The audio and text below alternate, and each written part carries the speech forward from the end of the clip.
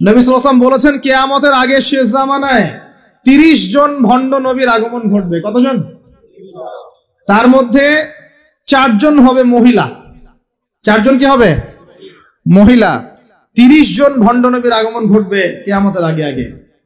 একজন তো আমাদের কন্টিনেন্টেও আছে, আছে না? নাম বলবো? নাম বলতে আমার ঘৃণা লাগে, এই জন্য নাম বলি না। মুহাম্মদ সাল্লাল্লাহু আলাইহি ওয়াসাল্লামের পরে কেউ যদি নবুয়ত দাবি করে এবং কেউ যদি তাদেরকে অনুসরণ করে এবং এই ধর্মে কাউকে দীক্ষিত করায়, কোনো সন্দেহ নাই এ ব্যক্তি সুস্পষ্ট কাফের। যদি মুসলিমদের হাতে পলিটিক্যাল পাওয়ার থাকতো, এদের বিরুদ্ধে যুদ্ধ ঘোষণা করতে হতো। কিন্তু আফসোস, এখন আমাদের হাতে সেসব ক্ষমতা নাই। যাদের হাতে আছে তারা এই বিষয়গুলো খুব একটা বোঝে না, কারণ ধর্ম আর রাজনীতি তারা আলাদা করে ফেলেছে। ধর্ম একদিকে, পলিটিক্স আরেক দিকে। আপনি পলিটিক্যাল লাইফে পলিটিক্স করবেন আর ধর্মীয় লাইফে আপনি ধার্মিক থাকবেন। এটা আমাদের এখন নতুন একটা তত্ত্ব। চলতে থাক, দেখা যাক কতদিন পর্যন্ত এগুলো চলতে পারে। আল্লাহ রাব্বুল আলামিন ওয়াদা করেছেন যে একজন নবী আসবেন, একজন নবী আসবেন অচিরেই। একজন নবী আসবেন 2 জন ফেরেশতার কাঁধে ভর দিয়ে, সিরিয়ার দামেস্কে সাদা মসজিদের মিনারের উপরে। তার চুল দিয়ে টপ টপ করে পানি পড়তে থাকবে, তার গায়ে একটু হলুদ রঙের জামা থাকবে, চুলগুলো থাকবে ব্রাউন কালারের, সিল্কি চুল, ব্রাউন কালারের। তিনি হচ্ছেন নবী ঈসা আলাইহিস সালাম। মারিয়াম আলাইহিস সালামের, তারা তাকে ক্রুশবিদ্ধ করে নাই, বাল রাফাআহু আল্লাহু ইলাইহি, বরং আল্লাহ তাকে তার কাছে তুলে নিয়েছেন। সুবহানাল্লাহ। এবং তিনি তাকে পাঠাবেন কি জন্য? কারণ শেষ জামানায় ঈসা ইবনে মারিয়াম এই জেরুজালেম থেকে সারা বিশ্বকে শাসন করবেন এই কারণে। এবং তার হাতে আল্লাহ রাব্বুল আলামিন মসিহুদ দাজ্জালকে হত্যা করাবেন। একজন নবী, এর হাতে বিশ্বের ইতিহাস শেষ হবে, অন্য কারো হাতে শেষ হবে না। এই বিশ্বের ইতিহাসটা শেষ হবে একজন নবীর হাতে। যতক্ষণ না তিনি আসছেন, যতক্ষণ না সারা ওয়ার্ল্ডে তিনি ইসলামী খেলাফা পুনরায় কায়েম করছেন, ততক্ষণ কিয়ামত হবে না ইনশাআল্লাহ। একদম টেনশন করেন না, কিয়ামত হবেই না যতক্ষণ উনি আসছেন না ইনশাআল্লাহ আযজা ওয়া জাল্লা। তাই এভাবেই যাবে। ঈসা ইবনে মারিয়ামের হাতে পুরো বিশ্বের ক্ষমতা থাকবে ইনশাআল্লাহ। তিনি সবচেয়ে বড় ক্যারেক্টার শেষ জামানার। আর তার অনেক আগেই ইমামুল মাহদী ইন্তেকাল করবেন, অনেক আগেই ইমামুল মাহদী ইন্তেকাল করবেন। ঈসা ইবনে মারিয়াম থাকবেন 40 বছর, তিনি ইসলামী শাসন কায়েম করবেন পুরো বিশ্বে। এটা হবে কত সালে, কত বছর পর, কত শতাব্দী পর আমরা কেউ জানি না।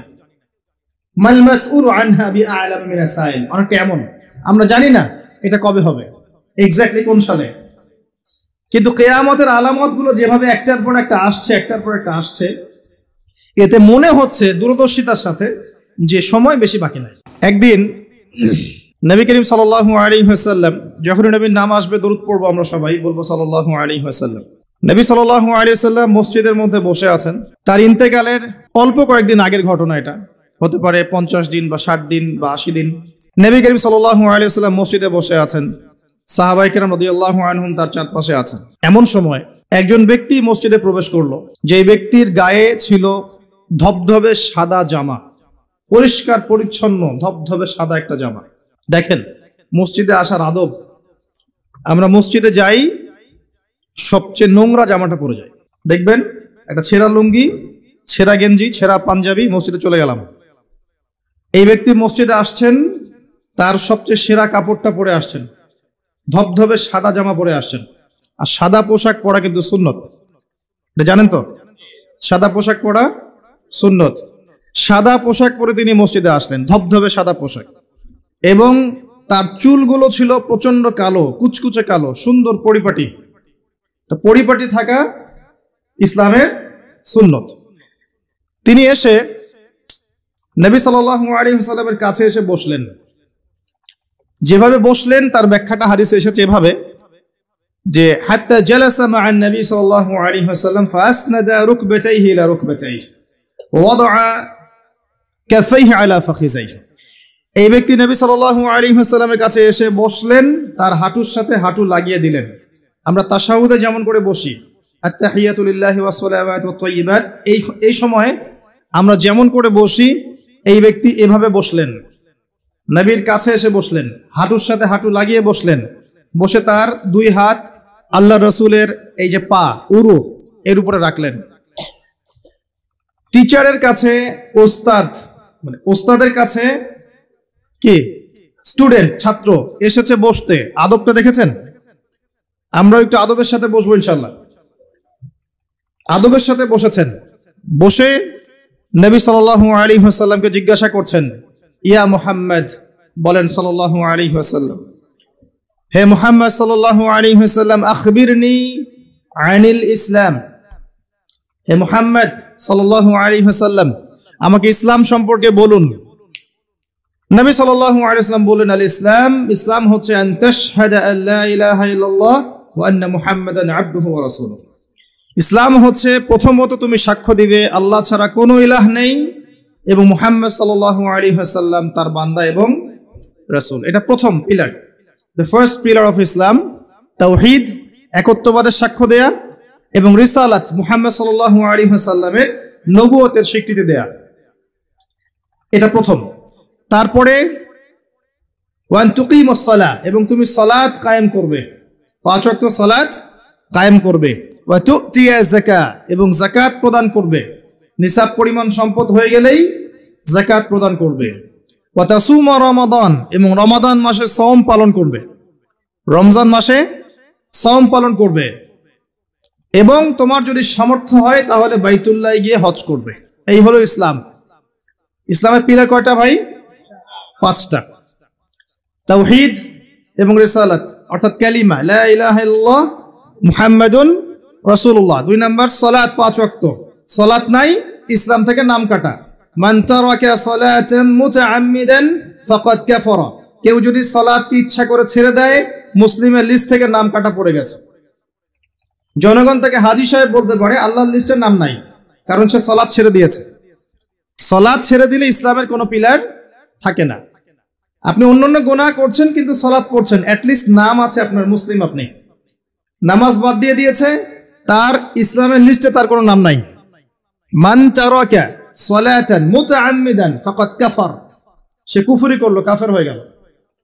বাইনা রাজুলি ওয়া বাইনা শিরকি ওয়াল কুফরি তারকুস সালাহ, একজন আল্লাহর বান্দা আর একজন কাফের মুশরিকের মাঝে পার্থক্য হচ্ছে নামাজ।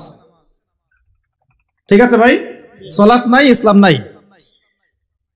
আচ্ছা, তারপরে বলেছেন যাকাত, তোমার নিসাব পরিমাণ সম্পদ হয়ে গেলে যাকাত প্রদান করবে। আপনার নিসাব পরিমাণ সম্পদ হয়ে গেলে, 1 বছর যদি সম্পদ আপনার কাছে থাকে, আপনাকে যাকাত প্রদান করতে হবে 2.5%। এটা হলো ইসলামিক অর্থনীতির মূল ভিত্তি। ইসলামিক অর্থনীতি দাঁড়িয়ে আছে যাকাতের উপরে, ব্যবসার উপরে, সাদাকার উপরে। এগুলো ইসলামিক অর্থনীতির পিলার। এর মধ্য দিয়ে টাকা পয়সা সবার হাতে হাতে ঘুরতে থাকে। কেউ চিরস্থায়ী গরিব হয় না, কেউ চিরস্থায়ী ধনীও হয় না, একটা সাম্য বজায় থাকে। আর কেউ ধনী হয়ে গেলেও তার সম্পদে গরিবের হক থাকে, যাকাত, তখন সেটা তাকে দিতে হয়। এভাবে ইসলামিক ইকোনমিক্স ঘুরতে থাকে। পক্ষান্তরে সুদের মধ্য দিয়ে এক শ্রেণীর মানুষ দিন দিন ধনী হতে থাকে, আর এক শ্রেণীর মানুষ দিন দিন গরিব হতে থাকে। এটা সুদের ফলাফল। এর ফলশ্রুতিতে বিশ্বের একটা অংশ দিন দিন ধনী হয়েছে, আর বাকি অংশগুলো গরিব হয়েছে। এবং এটা আমি অনেকদিন বলেছি, মায়ের সাথে জেনার মতো অপরাধ, আল্লাহ এবং তার রাসূলের সাথে যুদ্ধের মতো অপরাধ। 36টা জেনা করলে যে পাপ হয়, 1 দিরহাম সুদ খেলে সেই পাপ হয়। যে ব্যক্তি সুদ খায়, যে দেয়, যে লিখে রাখে, যে সাক্ষী থাকে, সবাইকে নবীজি বলেছেন সমান অপরাধী। এগুলোর সাথে সম্পৃক্ত থেকে কেউ যদি আশা করে যে আমি পরকালে নবীর সুপারিশ পাবো, হাউজে কাউসারের পানি পাবো, কবরের প্রশ্নের উত্তর দিতে পারবো, ওই ব্যক্তির চাঁদে গিয়ে থাকা দরকার, পৃথিবীতে থাকার দরকার নাই। পৃথিবী বুদ্ধিভিত্তিক মানুষদের জন্য, অজ্ঞদের জন্য নয়। 3 নাম্বার যাকাত। এরপরে বলা হয়েছে যদি সামর্থ্য থাকে তুমি হজ করবে। হজ সবার উপরে ফরজ নয়, যাদের সামর্থ্য আছে তার উপরে হজ করা ফরজ। আমাকে বলা হয়নি যে টাকা পয়সা ধার করে হজ করতে, বলা হয়েছে? বলা হয়নি। হজের সামর্থ্য হলে আপনি হজ করবেন। আর হজ করবেন আল্লাহর তাওহীদ শেখার জন্য, আলহাজ টাইটেল পাওয়ার জন্য নয়। একটা আলহাজ টাইটেল পেয়ে যাব আর মানুষের ঘরে ঘরে গিয়ে বলবো আমি হাজী সাহেব, আমাকে মনোনীত করেন, এই জন্য হজ করবেন না। হজ করবেন আল্লাহর সন্তুষ্টির জন্য, ইব্রাহিম আলাইহিস সালামের সুন্নাহ তরিকা শেখার জন্য। ওই যে কাবা ঘর কার সুন্নতের সাথে জড়িত? ইব্রাহিম আলাইহিস সালাম। ওই যে কুরবানি করছি আমরা কার সুন্নতের সাথে জড়িত? ইব্রাহিম এবং ইসমাইল আলাইহিস সালাম। সাফা মারওয়া সাই করছেন কার সুন্নত? তার স্ত্রী ইসমাইল এবং হাজারা আলাইহিস সালাম। সবকিছু দেখবেন তাদের সাথে সম্পৃক্ত। শয়তানকে পাথর মারা কার সুন্নাহ? ওই যে ইব্রাহিম আলাইহিস সালাম। ইব্রাহিমই তাওহীদের একত্ববাদের চেতনা শিখতে হয় হজে গিয়ে। এটা আইওয়াশ করার নাম নয়, আল্লাহর টাইটেল নেওয়ার জন্য নয়। আল্লাহ পাক বোঝার তৌফিক দান করুন। মানুষের আমলের মধ্যে যদি রিয়া থাকে, রিয়া, এই আমলগুলোকে আল্লাহ পাক ধুলো বানিয়ে উড়িয়ে দিবেন। আর রিয়া কি জিনিস? মানুষকে দেখানোর জন্য মানুষ আমল করা, মানুষ জানুক যে আমি অনেক বড় আলেম, অনেক বড় দায়ী, অনেক বড় বক্তা, অনেক বড় মুফাসসির, অনেক বড় হাফেজ, অনেক বড় বুজুর্গ, মানুষ আমাকে এটা মনে করুক। অন্যকে দেখানোর জন্য আমল করার সাথে সাথেই আপনার আমল নষ্ট হয়ে যাবে। আর এটা এত সূক্ষ্ম, যেটা সম্পর্কে নবী সাল্লাল্লাহু আলাইহি ওয়াসাল্লাম বলেছেন, অন্ধকার রাতে কালো পাথরের উপরে কালো পিঁপড়া যদি হেঁটে যায়, বোঝার চেষ্টা করেন, অন্ধকার রাতে কালো একটা পাথর, এর উপর কালো পিঁপড়া হেঁটে যাচ্ছে, বোঝা যাবে? তার শব্দ কি দেখা যাবে, শোনা যাবে? রিয়াটা এমন সূক্ষ্ম, বোঝা যায় না। যদি এটা মনের মধ্যে চলে আসে, এই দোয়াটা পড়তে পারেন, আল্লাহুম্মা ইন্নী আউযু বিকা আন উশরিকা বিকা ওয়া আনা আ'লাম ওয়া আস্তাগফিরুকা লিমা লা আ'লাম। ইনশাআল্লাহ আল্লাহ পাক মাফ করে দিবেন। অর্থ হচ্ছে, আল্লাহ, আমি তোমার সাথে জানা এবং অজানা শিরক থেকে তোমার কাছে ক্ষমা চাচ্ছি। আমি জেনে যে শিরকগুলো করেছি এ থেকেও ক্ষমা চাচ্ছি, যেটা না জেনে করেছি, এই যে গোপন শিরক রিয়া করেছি, এ থেকেও মাফ চাচ্ছি। আল্লাহ পাক ইনশাআল্লাহ মাফ করে দিবেন। এই পাঁচটা হচ্ছে ইসলামের পিলার। আর ইসলাম একমাত্র দিন যেটা আল্লাহর কাছে কবুলিয়ত পেয়েছে।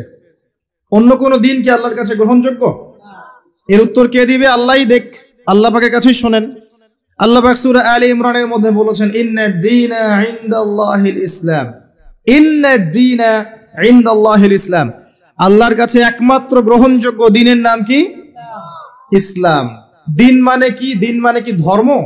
না দিন মানে একটা জীবন ব্যবস্থা? ইসলাম কি একটা শুধু ধর্মের নাম? না ইসলামের প্রত্যেকটা বিষয়ের সমাধান আছে। কোনটা? ধর্মের সমাধান ইসলামে নাই?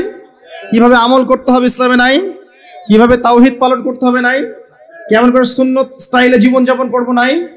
কেমন করে ব্যবসা করব আছে না নাই? কেমন করে চাকরি বাকরি করব আছে না নাই? কেমন করে সমাজ চালাবো ইসলামে আছে না নাই? কেমন করে বিশ্ব চালাবো ইসলামে আছে না নাই? কেমন করে অর্থনীতি চালাবো আছে না নাই? কি নাই ইসলামে? কি নাই ইসলামে? মিশকাতুল মাসাবিহ একটা বই আছে না হাদিসের, এই বইয়ের মধ্যে একটা অধ্যায় আছে, দেখবেন, মাথার চুল আঁচড়ানোর অধ্যায়। কি অধ্যায়? মাথার চুল কিভাবে আঁচড়াতে হয় এটাও ইসলাম শিখিয়ে দিয়েছে। সুবহানাল্লাহ। অধ্যায় দেখবেন হায়েজ নিফাস অধ্যায়। হায়েজ নিফাস তো বোঝেন, হায়েজ নিফাসের মতো বিষয়ে অধ্যায় রচনা করা হয়েছে এবং এখানে হেদায়েত দেওয়া হয়েছে। অধ্যায় আছে বাথরুম যাওয়া অধ্যায়, মানে ইস্তেঞ্জা করা অধ্যায়, কিভাবে আপনি ইস্তেঞ্জা করবেন, কিভাবে পেশাব পায়খানা করবেন ইসলামে দেয়া আছে। অধ্যায় আছে খাবার খাওয়া অধ্যায়, কিভাবে আপনি খাবার খাবেন, কতটুকু খাবেন, খাওয়ার আগে কি বলবেন, পরে কি বলবেন, লেখা আছে। কি নাই? আপনার বাথরুম থেকে শুরু করে রাষ্ট্র বিশ্ব পর্যন্ত, রাষ্ট্র তো অনেক দূরের কথা, বিশ্ব পর্যন্ত ইসলাম এখানে আছে। বিশ্বে কিভাবে অন্য দেশের সাথে আমাদের মেলামেশা করতে হবে সেটাও বলা আছে। বিশ্বাস হয় না? আল্লাহ সূরা মাইদায় বলেছেন 51 নম্বর আয়াতে, ইয়া আইয়ুহাল্লাযীনা আমানু, হে মুমিনগণ, লা তাত্তাখিযুল ইয়াহুদা ওয়ান নাসারা আউলিয়া, ইহুদি এবং নাসারাদেরকে বন্ধু রূপে গ্রহণ করো না, আউলিয়া রূপে গ্রহণ করো না। এটা ওয়ার্ল্ড অ্যাফেয়ার্স না? বুঝেন কথা? বা'দুহুম আউলিয়া ও বা'দ, এরা একে অপরের বন্ধু। বিশ্বের মধ্যে একটা শক্তি আছে না একে অপরের বন্ধু, ইহুদি খ্রিস্টানদের, যারা প্যালেস্টাইন দখল করে আছে, এদেরকে জায়নিস্ট বলা হয়। আল্লাহ পাক এদের সাথে বন্ধুত্ব করতে নিষেধ করেছেন। তাহলে কোরআনের মধ্যে ভূরাজনৈতিক বিষয় নাই? কি নাই? সব আছে। একজন মানুষ বিশ্বাস করে কোরআনের সব আছে, হাদিসের সব আছে, ইসলামের সব আছে, কিন্তু আমল করতে গিয়ে পারে না। এই ব্যক্তিকে আল্লাহ পাক মাফ করতে পারেন না? পারেন ইনশাআল্লাহ।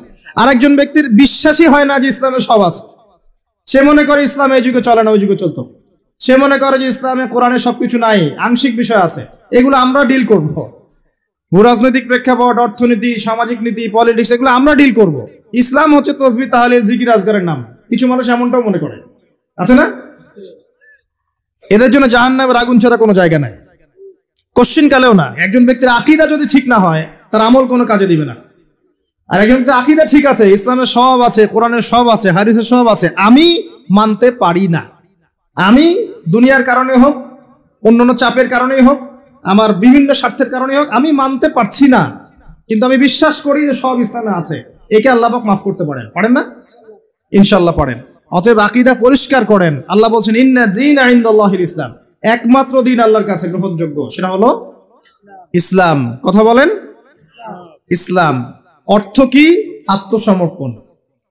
ইয ক্বালা লাহু রাব্বুহু আসলিম, যখনই তার রব তাকে বলেছেন আত্মসমর্পণ করো, ক্বালা আসলামতু লিরাব্বিল আলামিন, তিনি বলেছেন আমি জগৎসমূহের প্রতিপালকের নিকটে আত্মসমর্পণ করলাম। এই ব্যক্তিকে ইব্রাহিম আলাইহিস সালাম। যখনই আল্লাহ বলেছেন আত্মসমর্পণ করো, তিনি বলেছেন আত্মসমর্পণ করলাম। তিনি তো আমাদের নাম রেখেছেন মুসলিম, তাই না? হুয়া সাম্মাকুমুল মুসলিমিন। আল্লাহ বলছেন সন্তানকে আর তার মাকে রেখে আসো কাবা ঘরের পাশে, মরুভূমিতে, জনমানব শূন্য জায়গায়। তিনি বলছেন না যে আল্লাহ এর পিছনে যুক্তি কি, ওকে রেখে আসবো, এর পিছনে দর্শন কি, এর পিছনে বৈজ্ঞানিক ব্যাখ্যা কি? জিজ্ঞাসা করেছেন? ইব্রাহিম আলাইহিস সালাম জিজ্ঞাসা করেছেন, রেখে এসেছেন। একবার আল্লাহ পাক বলেছেন সন্তানকে জবাই করে দাও, ইব্রাহিম আলাইহিস সালাম বলেছেন কি জন্য জবাই করবো আল্লাহ, বাচ্চা মানুষ, এর পিছনে যুক্তি কি আল্লাহ, এর পিছনে দর্শন কি, বৈজ্ঞানিক ব্যাখ্যা কি? জিজ্ঞাসা করেছেন? যখন আল্লাহ যে আদেশ করেছেন আসলামতু লিরাব্বিল আলামিন, আমি আত্মসমর্পণ করলাম, সারেন্ডার, এর নাম ইসলাম।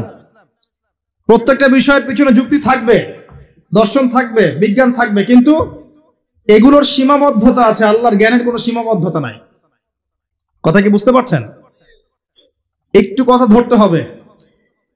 ইসলাম আত্মসমর্পণের নাম। আত্মসমর্পণের মধ্য দিয়ে শান্তি অর্জন করা। একজন ব্যক্তি যদি আত্মসমর্পণ না করে শান্তি পাবে? শান্তি পাবে না, ওর ভিতরটা অস্থির হয়ে থাকবে। যখন সে আল্লাহর প্রতি পূর্ণ বিশ্বাসী হবে যে আল্লাহ পাকের প্রতিটা বিধানই আমার কল্যাণের জন্য, তখন দেখবেন মনে শান্তি চলে এসেছে।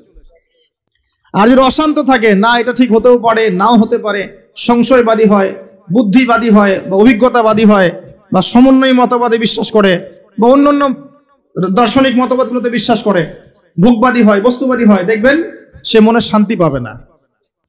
তো ইসলাম মানে কি ভাই?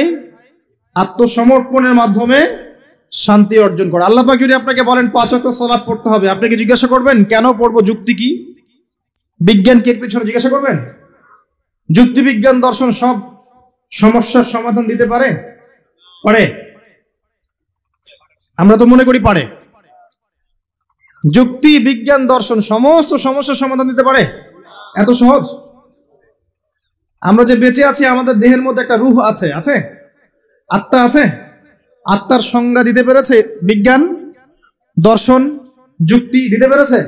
আত্মা কাকে বলে, কত প্রকার, কি কি, কঠিন না তরল না বায়বীয়, বলতে পেরেছে? সুবহানাল্লাহ। অথচ আত্মা বলে কি কিছু নাই? এই যে গাছের প্রাণ আছে, এই প্রাণ একটা রূহ না, আত্মা না? একটা পিঁপড়ার মধ্যে আত্মা আছে না? একটা পশু পাখির মধ্যে আত্মা আছে না? কিছু একটা তো আছে যার জন্য জীবিত আছে। যখন ডেড, তখন কিছু একটা নাই যেটা তার মধ্যে ছিল। কি ছিল না? আত্মা, রূহ, সোল, এটা সংজ্ঞা দিতে পারবে? পারবে না। ফিলোসফিতে আমরা যতগুলো তত্ত্ব পড়েছি, কেউই আজ পর্যন্ত আত্মার সঠিক ডেফিনেশন দিতে পারে নাই। যাই হোক, ওইদিকে আমি যাচ্ছি না। মূল বিষয়টা হচ্ছে ইসলামের প্রত্যেকটা বিষয়কে আপনি যুক্তি, বিজ্ঞান, দর্শন দিয়ে প্রমাণ করতে পারবেনই, জরুরি না। কারণ এগুলোর সীমাবদ্ধতা আছে, আল্লাহর ওহীর কোনো সীমাবদ্ধতা নাই। এগুলোর জ্ঞান সসীম, আল্লাহর জ্ঞান অসীম। কথা কি বুঝতে পারছেন? আল্লাহর জ্ঞানে সবকিছু ধরে, আমাদের বুদ্ধিতে সবকিছু কখনোই ধরবে না। ধরতে পারলে তো আমরাই রব হয়ে যেতাম, নাউজুবিল্লাহ। ইসলাম ছাড়া অন্য দিন চলবে কিনা প্রশ্ন, উত্তর আল্লাহ দিচ্ছেন সূরা আলে ইমরানের মধ্যেই। ওয়ামান ইয়াবতাগি গায়রাল ইসলামি দীনান ফালাই ইউকবাল মিনহু, কেউ যদি ইসলাম ছাড়া অন্য কোন জীবন ব্যবস্থা তালাশ করে, ফালাই ইউকবাল মিনহু, আরবি যারা জানে টুকটাক ব্যাকরণ তারাও জানে, লাই ইউকবালা, কোশ্চিন কালেও কবুল করা হবে না। কখনো হবে এমন না। ফালাই ইউকবালা, কোশ্চিন কালেও কবুল করা হবে না, ফুল স্টপ। কেউ যদি ইসলাম ছাড়া অন্য কোনো জীবন ব্যবস্থা তালাশ করে, ইসলাম ছাড়া অন্য কোনো তন্ত্র মন্ত্র দর্শন ইত্যাদি তালাশ করে, এগুলোর মধ্যে সবকিছুর সমাধান খোঁজে, এগুলোর আনুগত্য করে, আল্লাহ বলছেন কোশ্চিন কালেও ওর কাছ থেকে কোনো আমল কবুল করা হবে না। ওয়া হুয়া ফিল আখিরাতি মিনাল খাসিরিন, এবং পরকালে সে ব্যক্তি খাসিরিন, ক্ষতিগ্রস্তদের অন্তর্ভুক্ত হবে ইনশাআল্লাহ তাআলা। বেস কি ইসলামের, ভিত্তি কি? কোরআন এবং হাদিস। যদি কেউ বলে আমি কোরআন মানি হাদিস মানি না, সুস্পষ্ট কাফের। কেউ যদি বলে আমি কোরআন মানি নবীর হাদিস মানি না, সুস্পষ্ট কাফের, কোনো সন্দেহ নাই। সন্দেহ আছে? কোরআন এবং হাদিস এই দুটো পিলারের উপরে দাঁড়িয়ে আছে ইসলাম। ইজমা কিয়াস আছে, কিন্তু মূল থিম হচ্ছে কোরআন এবং হাদিস, এর উপর দাঁড়িয়ে আছে ইসলাম। এটাই একমাত্র দিন আল্লাহর কাছে যেখানে সমস্ত বিষয়ের সমাধান আছে। এর বাইরে অন্য কোনো দিন কেউ যদি খোঁজে, কোশ্চিন কালেও কবুল করা হবে না। এবং আরো একটা শর্ত আছে, কোরআন এবং হাদিস যেভাবে নবীজি বুঝেছেন, তার সাহাবীরা বুঝেছে, ওইভাবেই বুঝতে হবে, নতুন কোনো বুঝ চলবে না। কথা কি বুঝতে পারে নাই? কোরআন এবং হাদিসের কিছু ব্যাখ্যা আছে না, এই ব্যাখ্যাগুলো নিজে মন গড়া করব না নবীর ব্যাখ্যা নিব? একটা আয়াত আছে কোরআনের মধ্যে, তোমরা সেহরি করো, পানাহার করো, যতক্ষণ না সাদা সুতা কালো সুতা থেকে আলাদা করা যায়। এখন কি আপনি রাতের বেলা সুতা নিয়ে বসে থাকবেন আর খাওয়া দাওয়া করবেন? কি করবেন? সাদা সুতা কালো সুতা পার্থক্য না করা পর্যন্ত কি খাওয়া দাওয়া করবেন? কি বুঝিয়েছেন আল্লাহ পাক এখানে? এই ব্যাখ্যাটা কে দিবে? আমি দিব না নবী দিবেন? একজন সাহাবী সুতা নিয়ে বসে আছেন, খাওয়া দাওয়া করছেন, এদিকে সুবহে সাদিক পার হয়ে গেছে। নবীজি পরে ডেকে বুঝালেন আসলে এর ব্যাখ্যা এটা নয়। এখানে আল্লাহ পাক রাতের অন্ধকার আর সুবহে সাদিক বুঝিয়েছেন, সাদা সুতা কালো সুতা। কে ব্যাখ্যা করলেন? নিজে স্বয়ং নবী সাল্লাল্লাহু আলাইহি ওয়াসাল্লাম। আরবি জানার পরেও, আরবি জাতীয়তাবাদে থাকার পরেও, আরবি ভাষা বোঝার পরেও সাহাবী ব্যাখ্যা করতে পারলেন না। আর এত সহজ আপনি অনুবাদ পড়ে ইসলামের ব্যাখ্যা করে ফেললেন। অনুবাদ পড়েই, তাফসির পড়ে কোরআন হাদিস নতুন নতুন মন গড়া ব্যাখ্যা করা শুরু করলেন। কোরআন এবং হাদিসের ওই ব্যাখ্যাই নিতে হবে যে ব্যাখ্যা সাহাবী করেছেন অথবা নবী সাল্লাল্লাহু আলাইহি ওয়াসাল্লাম করেছেন, প্রমাণিত, তাদের থেকে আসতে হবে। নিজের মন গড়া কোনো ব্যাখ্যা চলবে না, তবে ইস্তেহাদ চলবে। কি চলবে? ইস্তেহাদ মানে একটা মাসআলা দেয়া আছে, এই মাসআলার আলোকে আপনি অন্যান্য মাসআলা বের করতে পারবেন। যেমন আল্লাহ পাক বলেছেন মাদক খেও না, মাদক খেও না, এটা হারাম, ছেড়ে দাও। আচ্ছা, এখন এখানে তো কোরআনে তো সিগারেট শব্দ নাই, এখানে তো ইয়াবা শব্দ নাই, এখানে তো এই যে ফেন্সিডিল শব্দ নাই, গাঁজা শব্দ নাই, আফিম নাই, যেগুলো আপনাদের এখানে চাষ হয়, তাই না? তামাক নাই, এগুলো নাই। তো কোরআনে যেহেতু নাই, তাহলে খাওয়া যাবে। ব্যাপারটা কেমন? কোরআনে মূলনীতি দেওয়া আছে না? এখন যে কোনো বস্তুই যাই মাদকতা সৃষ্টি করবে সেটাই হারাম, সিম্পল। এই যে ইস্তেহাদ করলেন আপনি, এটার অপশন আছে, এর দরজা খোলা আছে, কিন্তু নতুন মন করা ব্যাখ্যা চলবে না। অন্যান্য সমস্ত ধর্মের ভালো ভালো জিনিসগুলোকে নিয়ে নতুন একটা ধর্ম চালু করলেন আর সবাইকে ওইদিকে ডাকছেন। এইসব তন্ত্রমন্ত্রে ইসলাম বিশ্বাস করে না। চূড়ান্ত সঠিক রিলিজিয়ন ইসলাম, এখানে সমস্ত কিছু সমাধান আছে, এখানেই সবকিছু আছে, এর বাইরে কিছু নাই। হ্যাঁ, ইসলামের কল্যাণের সাথে যদি কোনো কিছু মিলে যায়, ওই বিষয়টা নিতে আমাদের কোনো আপত্তি নেই, কিন্তু কোরআন সুন্নাহর মূলনীতির সাথে কোনো কিছু যদি না মেলে, সেটা মানতে মুসলিমরা কোশ্চিন কালেও বাধ্য নয়। এবং তালগোল পাকিয়ে সমস্ত ধর্মের কিছু নিয়ে একটা নতুন ধর্ম তৈরি করার অধিকার আল্লাহ কাউকে দেন নাই। এটা একটা প্রবৃত্তির দাসত্ব, নতুন ধর্ম। এটা একটা মানব সৃষ্ট ধর্ম। যে ব্যক্তি এগুলোতে বিশ্বাস করবে, সে ইসলাম থেকে খারিজ হয়ে যাবে ইনশাআল্লাহ তাআলা। ওয়া হুয়া ফিল আখিরাতি মিনাল খাসিরিন।